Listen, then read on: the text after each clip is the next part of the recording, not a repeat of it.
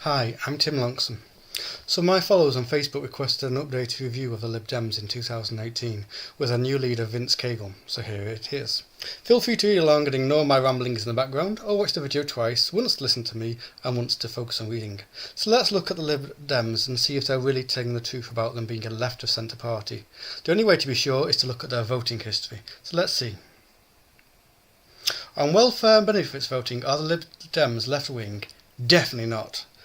Looking at the votes, including voting against raising welfare benefits in line with inflation, voting against benefits for people unable to work due to illness or disability, voted to reduce funding available to councils to help those unable to afford council tax, voted to reduce spending on welfare benefits, and voted against spending money to create guaranteed jobs for the young and unemployed. On taxation and employment, voting to increase VAT, voted against raising tax incomes for those who are over 150,000 a year, voted against bankers' bonus tax, voted against mansion tax.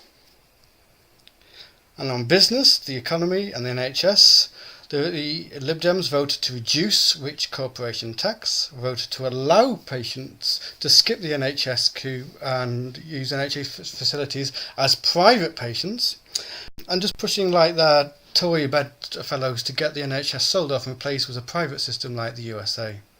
On educational and constitutional reform, are the Lib Dems left-wing? Nope!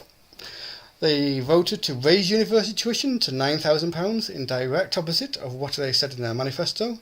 They voted to cut local council tax funding, which in turn forced councils to raise both council tax and also make massive cuts, which led to people blaming their councils for cuts which were actually 100% the fault of the Tories and Lib Dems in the government. For more posts and shareable information like this, you can follow me on Facebook, my YouTube channel or Twitter. Another summary is coming up at the end of this video. In the meantime, thank you for listening.